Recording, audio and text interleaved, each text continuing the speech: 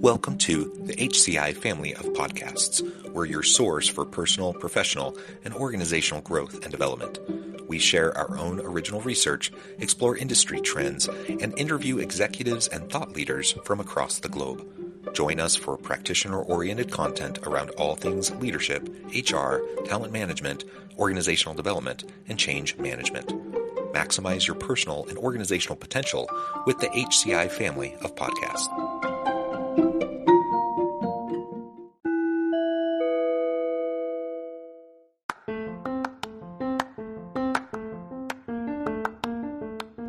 Welcome to the podcast. In this podcast episode, I talk with Dr. Gena Cox about why respect is the critical foundation for inclusion.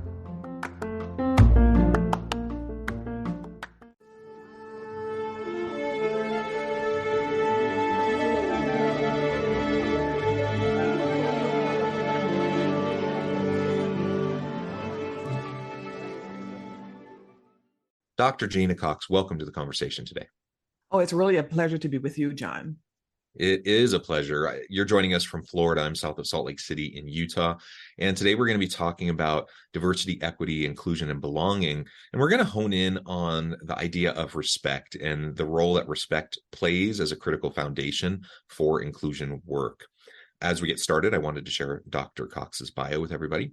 Dr. Gena Cox is CEO of Feels Human LLC and is an organizational psychologist and executive coach who helps leaders optimize their impact and influence, make career pivots, and build inclusive, respect to lead organizations. She is the author of Leading Inclusion, an award-winning guidebook that shows how to counter the typical disappointing outcomes from diversity, equity, and inclusion work. Her TED Talk, Yes and Careers, encourages an exploratory approach to building a purposeful career.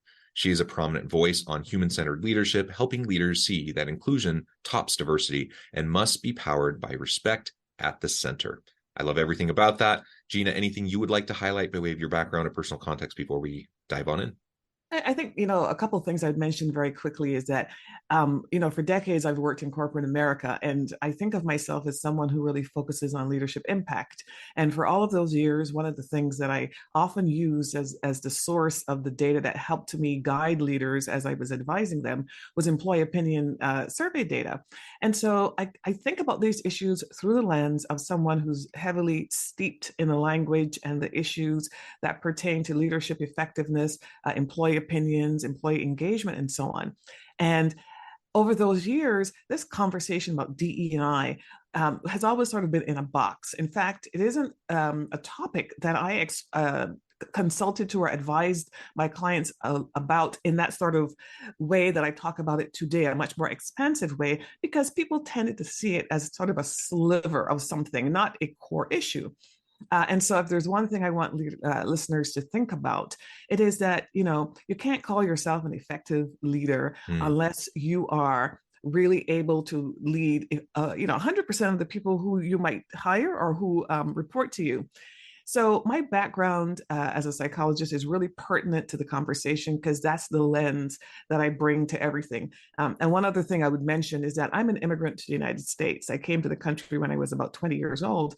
And strangely, I can see myself sometimes looking down on my experiences, sort of watching everything along that journey, which I think has given me a particular lens and certainly a long-standing way of sort of thinking about these issues from the outsider's perspective.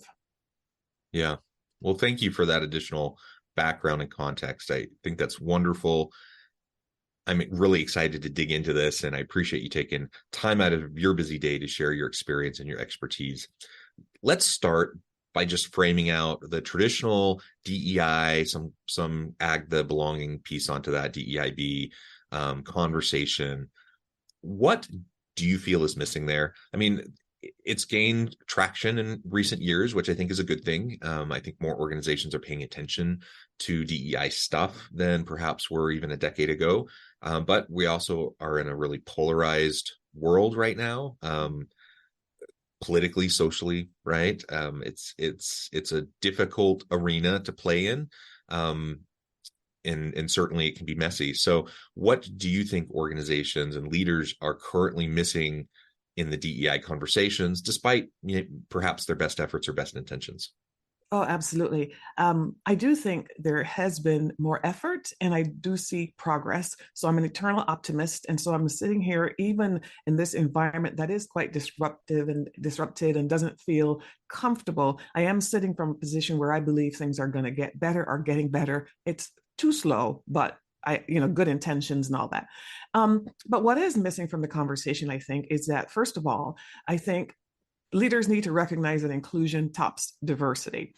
And so, what I noticed in the last 3 years, as more leaders got involved in this conversation, is that there was a headlong rush to hire more people from underrepresented groups. Not a negative thing, but there's a but, which I will explain. And then there was this dive into implicit bias training, and the diversity focus, the focus on representation, while it's important for leaders to understand that and to get it right and to do better, it tended to take over the conversation when the reality is that no matter how many people from underrepresented groups you hire, if you don't have a foundation of inclusion, they're not going to stay in the organization. Yeah. So one thing that leaders are missing is that, you know, bringing people into the organization where an organization that isn't ready for them feels like being the 11th person at a dinner party. You come in and you're like, where's my chair? Where's my fork? Mm-hmm. Where's my spoon? And you blame the host, your manager, your Yeah. leader, your organization. Why didn't you take care of me? So that's one thing. But the core issue, the core thing that's missing is a focus on respect as a value that can be used as an organizing principle to help all employees in an organization know how to behave in dealing with one another, their managers, and their customers. Yeah, well said. I often talk, whether it's students at the university or individuals in an organization through coaching or a training session that I do, I often talk about the importance of just the foundational component of mutual accountability and trust, and always showing everyone around you dignity and respect, just treating people with dignity and respect.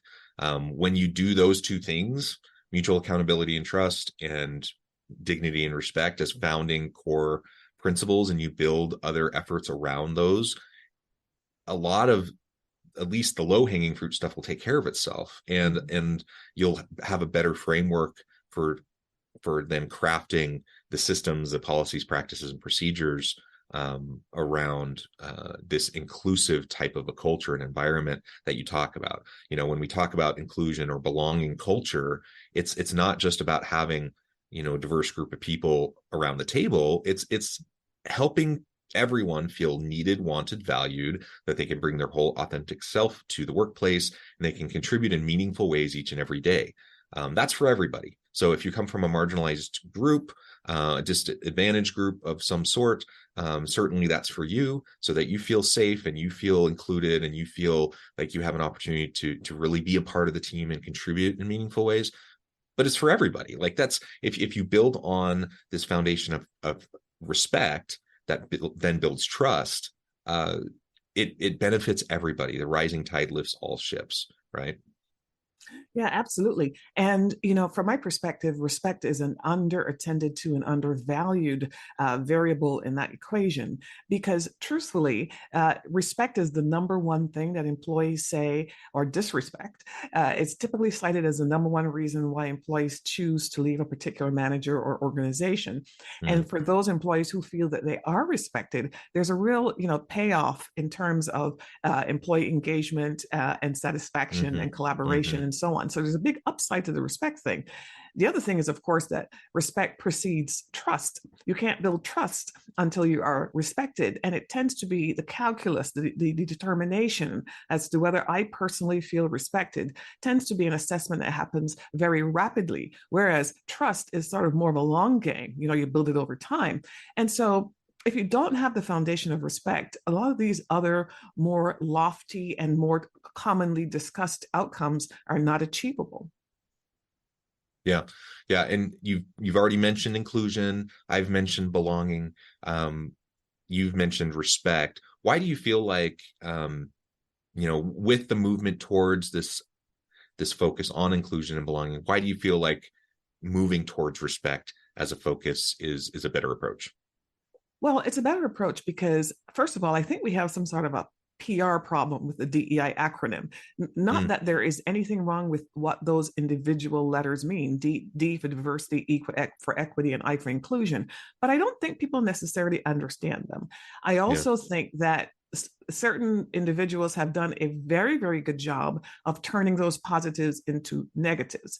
And because Mm, employees never understood the terms, never had any skin in the game anyway, nobody's really fighting for them. So, just from a practical level, I see value in talking about something that really is very important, but hasn't been handled that way and is a universally valued outcome. I think every employee in the world desires respect, and it gets talked about very quickly. The other thing that's really interesting to me, though, about respect and somewhat unique is that respect is the specific outcome that employees from underrepresented groups say that they seek. They don't say they mm, seek equity first. They don't say they seek inclusion first. They always say respect because if you look at the literature from the psychological science, what you will discover is that a majority group members' definition of respect and the definition of respect from minoritized people are different. They're not the yeah. same thing. And so you find these situations where people leave organizations and they resign and they say to their manager, I'm leaving because I felt disrespected. And the manager goes, what are you talking about? I didn't mean anything. I didn't do anything. And then they say, well, what did I do? And the person tells a story and then they still don't get it. Part of that is because their definitions of respect are different. The second is that people from minoritized groups tend to be on alert. They tend to be much more attentive to this outcome, Yeah. this respect outcome.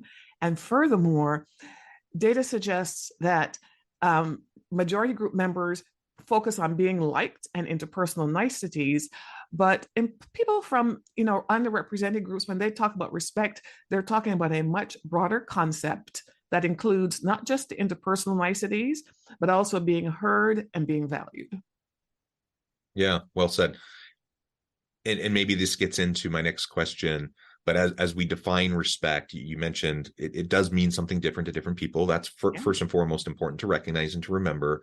You just outlined some of those differences that might be manifest, from someone like me. I have a lot of layers of privilege. I'm a straight cisgender white dude versus someone who might have layers of disadvantage due to marginalized groups or that they might come from.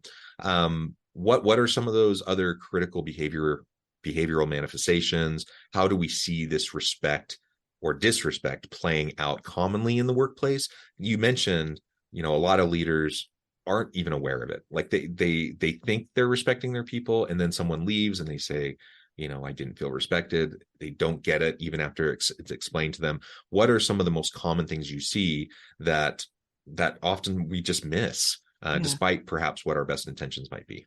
Yeah, absolutely. Well, the first thing is that there's good news about all of this. The solution to this, meaning not missing this gap, which I will talk Mm, about in a second, is that managers have to make sure they're really connected to every person who's on their team. I call effective managers designated hitters because they mm, know every person on the team, they have a sense of what they care about, and they know what they can do to connect and understand what's on that person's mind. So when you don't know, apart from the respect, it probably also means you're not connected. But let's mm, say, then you put the effort into being connected.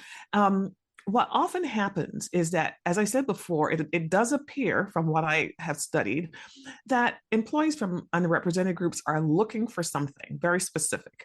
So, of course, they're looking for the interpersonal niceties. Are you making eye contact? Are you acknowledging my humanity? Do you say hello when you see me in the hallway? And all of those kinds of things that I think we could all imagine that we would all desire. mhm, But a critical issue is that many employees, specifically from these minoritized groups, when they leave jobs, say their managers do not interact with them sufficiently. And specifically on the dimension of feedback, they say, not mm, only do they seem to be avoiding me, they don't give me feedback. Now, this idea of feedback is really powerful because they're not just saying, I don't get good feedback. They're not just saying that I don't hear the good stuff. They're saying I don't even hear the bad stuff. So what they perceive is that they're sort of out there on a limb, unaware as to whether they're doing poorly or doing well. They don't really have any feedback that will let them know that. And so they spend a lot of time and a lot of energy worrying about things perhaps that they don't need to worry about, meaning that sometimes they think they're not doing well when they are. And conversely, they don't recognize when something bad, when they aren't doing well. And so it feels like they've fallen off a cliff when one day somebody says, well, you're not a good performer. Either way is bad news. That's one thing managers should focus on, is giving feedback. Another, which I can relay this story that's top of mind because it's something I helped a client with several months ago, but I'd heard this story many times before, is when an employee comes into an organization and they find their stride. They're like, okay, I can do this. And then they start sharing their ideas and they're thinking, well, wow, I'll be a sort of part of the system. And they start to share the ideas and they don't get feedback. They don't get acknowledgement of their ideas. No one says, well, thank you, Gena, for sharing that. Or, Paul, did you hear that Gena came up with this idea and did this thing? And worse is when the manager takes the employee's ideas and runs with them, but doesn't give them credit. Now, this can happen to any employee, regardless of who they look like, what they look like. And so I'm not suggesting that these things only happen to underrepresented employees, but I am saying that for that group, their expectations of this kind of positive reinforcement, or the need for it, is very, very strong. And so they are very attentive when they don't get it. That leads to sort of a spiral of high expectations not met, and then sort of this downward thing unless something comes along. So there's that. Another thing I would say, John, about sort of the practical manifestation of respect is that often what I hear directly from employees that, people that I've coached and so on, is that there is this sense that I'm good enough for certain things, or I'm given exposure to certain kinds of things, but I don't get the high visibility roles. I don't get to be directly in front of the customer, but I could be on the phone call for the, behind the scenes kinds of work. And when the opportunities are doled out that would provide me maybe opportunities to be in the parts of the business that generate revenue or where the product is created, I never even know that these opportunities exist. So even something as simple as making sure that all opportunities are clearly communicated is an element that can be put into the broad category of respect.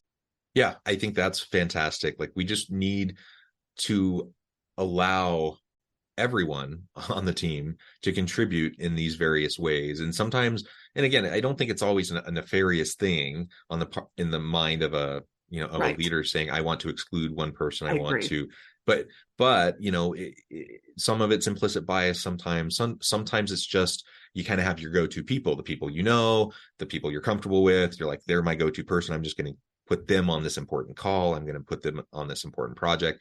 And that in and of itself is a fallacy from a leadership perspective, regardless of whether we're talking about DEI stuff, just from a general respect standpoint. Like, that's a big problem. And that's a common problem that I think a lot of leaders fall into. So I think that's super important. And the feedback piece, I really appreciate you honing in on that. We know that people need feedback to grow and develop. They want feedback, especially, you were talking about minoritized groups in particular, but I was also thinking, as you were talking about that, about younger millennials or Gen Z workers. They often express the same types of frustrations of leaving because they don't feel invested in, they don't feel supported, they don't feel coached or mentored, they don't feel like they're getting the feedback that they need. And a lot of leaders, when they hear that, they're just like, oh, these entitled people, what do they think? I'm just going to sit around all day and try to give them feedback? I'm like, well, yeah, I mean, that's your job. You're a leader. You're supposed to coach and mentor and provide feedback. But it is a different mindset, I think, between, perhaps an older generation of straight white men like myself versus younger generations or those from disadvantaged groups or whatever. Like, they just tend to have a different mindset around these things. And we need to be aware of that. And, I tell my students all the time, like, one of the most important things you can do as a leader, regardless of your formal role or title, regardless of the industry you're in, you need to invest into the development of your people and help them maximize their potential. That's your job as a leader, not to do all the work yourself, not to micromanage people, but you accomplish things not because of you accomplish things through your people who do great stuff. And that happens as you support them and as you invest in them and as you coach them and mentor them and provide feedback. And for this DEIB and respect conversation, yeah, that is such an important, essential component that I think a lot of times just gets missed. Yeah. Oh, I absolutely agree with everything that you just said, John. And, you know, I often talk about this whole idea that when you're a manager, you ought to wake up in the mornings and assume that you have a dartboard in the middle of your forehead, in the sense that for the people that report to you, I don't mean that in a negative way. I mean that in the sense that you are it. They're focused on you, which is one of the reasons why when people go home and talk about their jobs, they talk about their manager and they talk about, does this person wear black shoes or brown shoes? Do they like gold jewelry or silver jewelry? They know a lot about you just from observation because they're so Mm-hmm. attentive to you. You are it. You're the designated hitter. So, to the extent that you are the designated hitter 100% of the time, but you are not attentive to their needs, or you're not providing that coaching or that mentorship or that feedback, it's very clear who's responsible and who's not delivering. And I only say that to remind everyone that in many ways, I think a lot of these relationships break down when the employee feels disappointed in that. Mm-hmm. And so organizations have got to make sure, I mean, I putting this burden on managers, but I do think organizations have got to make sure they create a culture and in which managers have space to develop their leadership skills so that they can then understand how to be effective managers. In other words, I say, managers, this is what you need to do. I hold organizations responsible for enabling them to do it. Yeah, well said. Gena, this has just been a really fun conversation. I know at the time I'm going to need to let you go here in just a few minutes, but before we wrap things up for today, I wanted to give you a chance to share with the audience how they can connect with you, find out more about your work, your team, and then give us a final word on the topic for today. Oh, absolutely. Thank you for that, John. Well, you can find me at my website, genacox.com, and Gena is spelt with an E. Don't ask me why. GenaCox.com.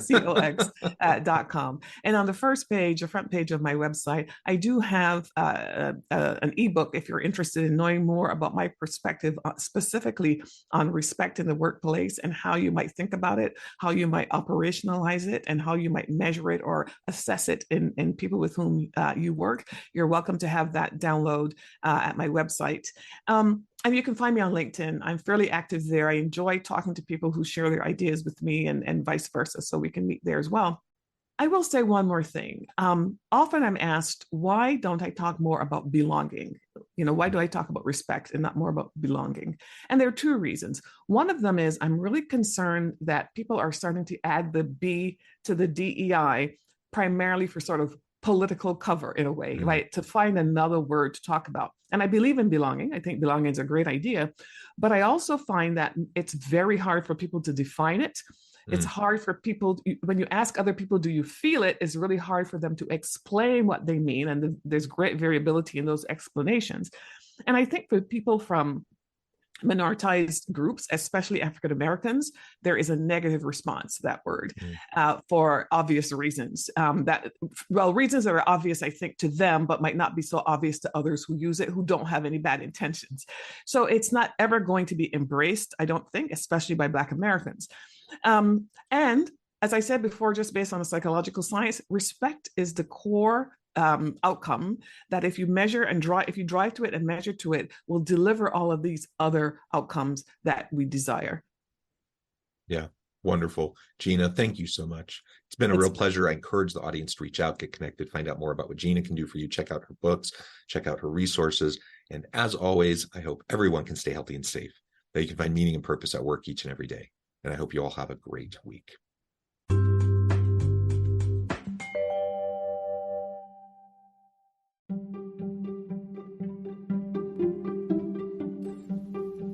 Thanks for joining us for this episode of the podcast. We hope you stay healthy and safe, and please join us again soon.